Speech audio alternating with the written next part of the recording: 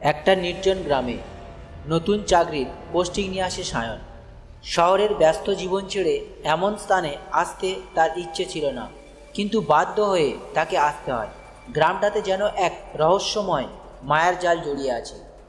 দিনে স্নিগ্ধ শান্ত পরিবেশ, রাতে যেন ঘুটঘুটে অন্ধকার আর শীতল নিস্তব্ধতা। সায়নের থাকার ব্যবস্থা হয় গ্রামের এক পুরানো জমিদার বাড়িতে। বাড়িটা দেখতে অদ্ভুত, বিশাল বড় বাড়ি, দেয়ালে পুরানো ছবির ফ্রেম, খোদাই করা কাঠের দরজা। রাতের খাবার শেষে সায়ন বারান্দায় এসে বসে। হঠাৎ দূরে একটা মেঠো পথে এক মেয়েকে হেঁটে যেতে দেখে। তার পরনে সাদা শাড়ি, বাতাসে তার চুল এলোমেলোভাবে উঠছে। মেয়েটির দিকে তাকিয়ে সায়নের মনে হয় এমন সুন্দরী মেয়ে সে আগে কখনো দেখেনি। সায়ন এদিকে গিয়ে মেয়েটিকে ডাকতে চায়, কিন্তু ঠিক তখনই মেয়েটি তার দিকে ঘুরে তাকায়। তার চেহারায় অদ্ভুত এক বিষণ্ণতা। কিছু বলার আগেই মেয়েটি জঙ্গলের দিকে চলে যায়। পরদিন সকালে সায়ন গ্রামের চা দোকানে গিয়ে মেয়েটির কথা জিজ্ঞাসা করে। দোকানদার হেসে বলে, আপনি বোধহয় স্বপ্ন দেখেছেন স্যার। এখানে রাতের বেলায় মেয়েরা পথে বের হয় না। কথাটা শুনে সায়নের গা ছমছম করে ওঠে, কিন্তু সে ভাবতে পারে না এটা কি স্বপ্ন ছিল নাকি বাস্তব। রাতে আবার সেই মেয়েটি আসে। এবার সায়ন সাহস করে তার সঙ্গে কথা বলে। সায়ন তাকে জিজ্ঞেস করে, তোমার নাম কি? মেয়েটি নিজের নাম বলে তনয়া। তনয়া সায়নের দিকে গভীর দৃষ্টিতে তাকিয়ে বলে, তুমি কেন এসেছো এখানে? এই বাড়িতে থাকার সাহস দেখিয়েছ কেন? সায়নের গা শিউরে ওঠে। ঠিক তখনই ঘরের ভিতর থেকে হঠাৎ একটা তীব্র শব্দ ভেসে আসে। সায়ন চমকে উঠে ঘুরে তাকায়। যখন ফিরে তাকায় তখন দেখে তনয়া আর সেখানে নেই। সায়ন বুঝতে পারে এখানে কিছু একটা গন্ডগোল আছে। সায়ন বুঝতে পারে এই বাড়ি, এই গ্রাম আর এই মেয়ে সব কিছুর মধ্যে লুকিয়ে আছে একটা গভীর রহস্য। এরপর সায়নের রাতে ভালো ঘুম হয় না। বারবার তনয়ার সেই গভীর দৃষ্টি, তার শেষের সেই অদ্ভুত শব্দ তার মনে কাঁটা দিয়ে যায়। সকালে সে গ্রামের আরও কিছু লোকের সঙ্গে কথা বলতে যায়। এবার সবাই তাকে জমিদার বাড়ির আশপাশে না থাকার পরামর্শ দেন। একজন বয়স্ক মানুষ বলেন, ওই বাড়ি অভিশপ্ত বাবু, সেখানে কেউ থাকতে পারে না, যারা থেকেছে তারা আর ফিরে আসেনি। এই কথা শুনে সায়ন আরও কৌতূহলী হয়ে ওঠে। সে ঠিক করে সে নিজেই সত্যিটা বের করবে। রাতের বেলা আবার তনয়া আসে। এবার সায়ন তাকে সরাসরি জিজ্ঞাসা করে, তনয়া তুমি কে? কেন এভাবে আসো? এই বাড়ির সঙ্গে তোমার কি সম্পর্ক?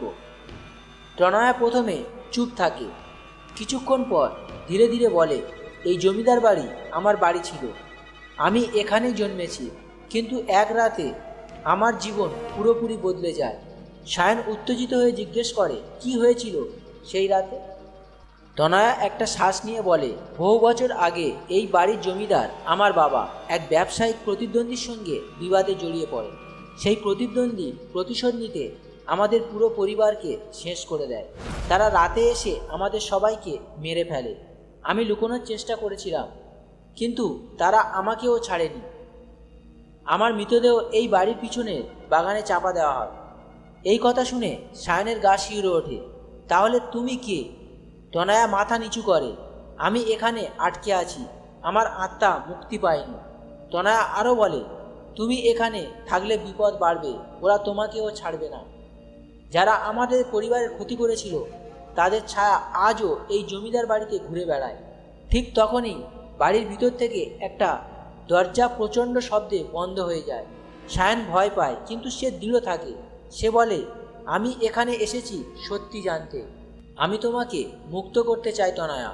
তনয়া প্রথমবারের মতো মৃদু হেসে বলে, তুমি সাহসী, কিন্তু এই সাহস তোমার বিপদ ডেকে আনবে। হঠাৎ বাতাসে ঠান্ডা একটা স্রোত আসে। সায়ন তনয়ার দিকে তাকায়, কিন্তু মুহূর্তের মধ্যে সে অদৃশ্য হয়ে যায়। সায়নের মনে হয় সে ধীরে ধীরে একটা অদ্ভুত রহস্যের গভীরে ঢুকে পড়ছে। সায়ন ঠিক করে সে জমিদার বাড়ির বাগানে গিয়ে তনয়ার কথার সত্যতা খুঁজে বের করবে।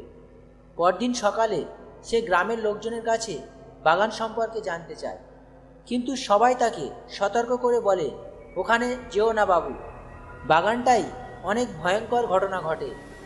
সন্ধ্যার পর কেউ ওদিকে পথ মারায় না। সায়নের কৌতূহল আরও বেড়ে যায়।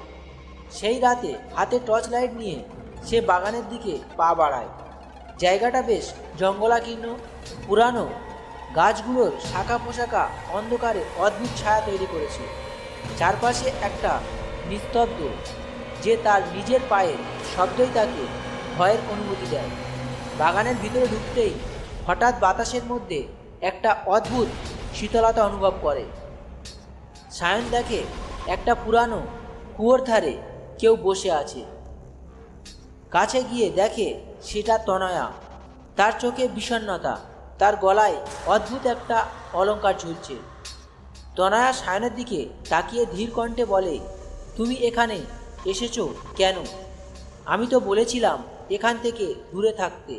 সায়ন বলে, আমি তোমার কথা বিশ্বাস করি তনয়া, কিন্তু আমি জানতে চাই এই জায়গায় আসলে কি লুকিয়ে আছে। তনয়া চুপ করে থাকে কিছুক্ষণ, তারপর কুয়োর দিকে ইঙ্গিত করে বলে, এই কুয়োর নিচে আমাদের লাশগুলো চাপা দেওয়া হয়েছে। কিন্তু শুধু আমি আর আমার পরিবার নয়, এখানে আরও অনেক নিরীহ মানুষকে মারা হয়েছে। তাদের আত্মাগুলো এখানে আটকে আছে। ঠিক তখনই কুয়োর ভিতর থেকে একটা গভীর গর্জনের শব্দ ভেসে আসে। সায়নের মনে হয় কেউ যেন ভিতর থেকে বেরিয়ে আসতে চাইছে। ভয়ঙ্কর ঠান্ডা হাওয়া বয়ে যায় আর কুয়োর আশেপাশে মাটি কাঁপতে শুরু করে। হঠাৎ একটা কালো ছায়ামূর্তি কুয়োর পাশ থেকে উঠে আসে। তার লাল চোখ আর বিশাল আকৃতি দেখে সায়নের পা জমে যায়। তনয়া চিৎকার করে বলে, এটা একটা অশুভ আত্মা যে আমাদের সবাইকে হত্যা করেছিল। সায়ন, এখান থেকে পালাও। কিন্তু সায়ন পালানোর চেষ্টা করেও পা নাড়াতে পারে না। ছায়ামূর্তিটি তার দিকে এগিয়ে আসে। ঠিক তখনই তনয়া তার গলার অলংকার খুলে সায়নের হাতে দিয়ে বলে, এটা তোমাকে রক্ষা করবে। তুমি আমাকে মুক্ত করতে এসেছো, তাই আমি তোমাকে সাহায্য করব।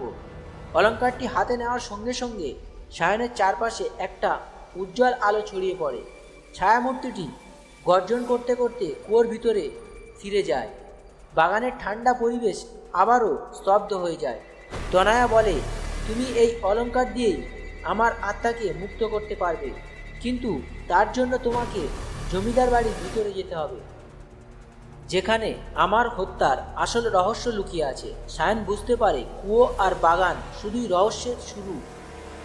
জমিদার বাড়ির ভিতরেই লুকিয়ে আছে এমন কিছু যা তনয়াকে মুক্ত করার চাবিকাঠি।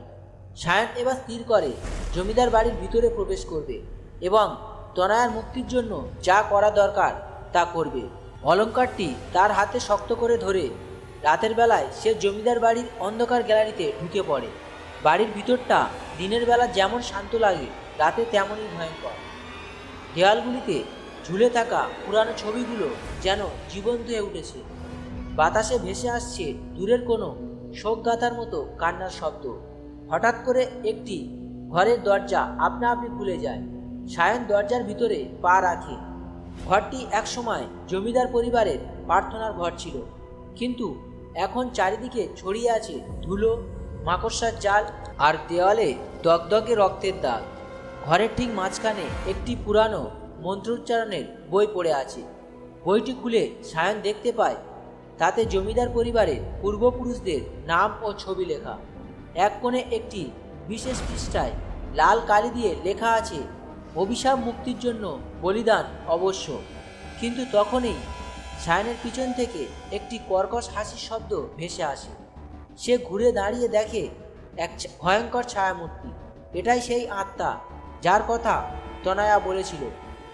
আত্মাটি বলে, তুমি এখানে কেন এসেছো? এই অভিশাপ চিরন্তন। তুমি মুক্তি আনতে চাও? তাহলে নিজেকে বলিদান করতে হবে। সায়ন ভয় পেয়ে পিছিয়ে যায়, কিন্তু তখনই তনয়া এসে উপস্থিত হয়। তার চোখে এক অদ্ভুত দীপ্তি। সে বলে, তুমি আমাকে যতটা সাহায্য করতে চাও ততটাই বিপদে পড়েছ, কিন্তু আমি তোমাকে বিপদে ফেলতে দেব না। তনয়া আত্মাটির দিকে এগিয়ে যায় আর চিৎকার করে বলে, আমার মৃত্যু, আমার পরিবারের মৃত্যু, সব কিছু তোমার কাজ, কিন্তু আজ আমি আর ভয় পাই না। আত্মাটি চিৎকার করে বলে, তুমি আমাকে আটকাতে পারবে না। জমিদারের রক্ত দিয়ে আমার শক্তি তৈরি হয়েছে। এই বাড়ি আমার ঘর, আর কেউ এখানে টিকতে পারবে না। তনয়া সায়নকে বলে, তুমি বইটার শেষ পৃষ্ঠাটা খুঁজে দেখো। সেখানে মুক্তির মন্ত্র লেখা আছে। সায়ন দ্রুত বইয়ের পাতা উল্টে সেই মন্ত্র খুঁজে পায়। ঠিক তখনই আত্মাটি তনয়ার দিকে তীব্র গতিতে ধেয়ে আসে। সায়ন চিৎকার করে মন্ত্রটি পড়া শুরু করে। ঘরের বাতাস ভারী হয়ে ওঠে, চারিদিকে ঝড়ের মতো শব্দ। আত্মাটি মন্ত্রের শব্দে ব্যথিত হয়ে গর্জন করতে থাকে। তনয়া চিৎকার করে বলে, শেষ করো সায়ন, মন্ত্র শেষ করো। সায়ন মন্ত্র শেষ করার সঙ্গে সঙ্গে ঘরের মধ্যে একটি প্রবল আলো ছড়িয়ে পড়ে। আত্মাটি মাটিতে গলে গিয়ে অদৃশ্য হয়ে যায়। পুরো বাড়ি যেন হঠাৎ শান্ত হয়ে যায়। তনয়া সায়নের দিকে তাকিয়ে বলে, তুমি আমার মুক্তি এনেছো, এখন আমি শান্তি পাব। তার চোখে জল ঝরে পড়ে, কিন্তু তাতে এক ধরনের শান্তি। তনয়া ধীরে ধীরে অদৃশ্য হয়ে যায়। সায়ন বুঝতে পারে তনয়ার আত্মা এখন মুক্ত, কিন্তু তার মনে হয় জমিদার বাড়ির রহস্য এখানেই শেষ নয়। তনয়া মুক্তি পাওয়ার পরেও সায়নের মনে অদ্ভুত একটা অশান্তি। জমিদার বাড়ির পরিবেশ বদলে গেছে, কিন্তু পুরোপুরি শান্ত হয়নি। অলংকারটি হাতে নিয়ে সে ঘরে বসে গভীর চিন্তায় ডুবে যায়। হঠাৎ রাতের অন্ধকারে আবার সেই কুয়োর দিক থেকে অদ্ভুত গর্জনের শব্দ ভেসে আসে। সায়ন বুঝতে পারে তনয়ার মুক্তির সত্ত্বেও জমিদার বাড়ির রহস্য পুরোপুরি উন্মোচিত হয়নি। এবার সে বাগানের কুয়োর দিকে এগিয়ে যায়। কুয়োর চারপাশে আবার সেই ঠান্ডা বাতাস আর নিস্তব্ধতা। সে অলংকারটি শক্ত করে ধরে। কুয়োর কাছে পৌঁছে সায়ন দেখতে পায় কুয়োর গায়ে খোদাই করা কিছু লেখা। পুরানো খোদাইগুলিতে লেখা, এই কুয়ো অশুভ আত্মার দরজা। যে একবার এখানে পা দেবে তার জীবন আগের মতো থাকবে না। সায়ন খোদাইয়ের দিকে তাকিয়ে ভাবতে থাকে। হঠাৎ সে লক্ষ্য করে কুয়োর চারপাশের মাটি ভেজা, যেন কিছুক্ষণ আগে কেউ এখানে এসেছে। ঠিক তখনই পিছন থেকে একটি পরিচিত কণ্ঠ শোনা যায়। সে ঘুরে দেখে তনয়া, কিন্তু এই তনয়া আগের তনয়া নয়। তার চেহারার এক ভয়ঙ্কর পরিবর্তন। তার চোখগুলো লালচে আর মুখে এক শয়তানি হাসি। তনয়া বলে, তুমি ভাবলে আমাকে মুক্ত করেছো? না সায়ন, আমাকে মুক্ত করা মানে ছিল এই কুয়োর আসল অভিশাপটাকে জাগিয়ে তোলা। তুমি আমাকে সাহায্য করেছো, কিন্তু তোমার সাহায্য আমাকে আরও শক্তিশালী করেছে। সায়নের মাথায় আঘাতের মতো লাগে। সে চিৎকার করে বলে, তনয়া, তুমি কি বলছো? আমি তো তোমাকে মুক্ত করতে চেয়েছিলাম। তনয়া হেসে বলে, তোমার সরলতা আমার জন্য আশীর্বাদ ছিল। এখন এই কুয়োর অভিশাপ পুরোপুরি ছড়িয়ে যাবে, আর তুমিই হবে আমার প্রথম শিকার। তনয়া এগিয়ে আসতে থাকে। ঠিক তখনই অলংকারটি থেকে একটা উজ্জ্বল আলো বেরিয়ে আসে। আলোটা তনয়ার দিকে ছুটে গিয়ে তাকে কিছুক্ষণের জন্য আটকে রাখে। সায়ন সেই সুযোগে কুয়োর দিকে তাকিয়ে সিদ্ধান্ত নেয় কিছু একটা করতে হবে। সায়ন অলংকারটি কুয়োর ভিতরে ছুঁড়ে ফেলে দেয়। সঙ্গে সঙ্গে কুয়ো থেকে আগুনের শিখা উঠে আসে। তনয়া ভীষণ চিৎকার করতে থাকে। তার শরীরে ধীরে ধীরে ছাই হয়ে যায়। সায়নের চারপাশ অন্ধকার হয়ে যায়। কিছুক্ষণ পর সব কিছু শান্ত হয়ে যায়। সায়ন কুয়োর দিকে তাকায়। কুয়ো থেকে কোনো শব্দ আর আসছে না।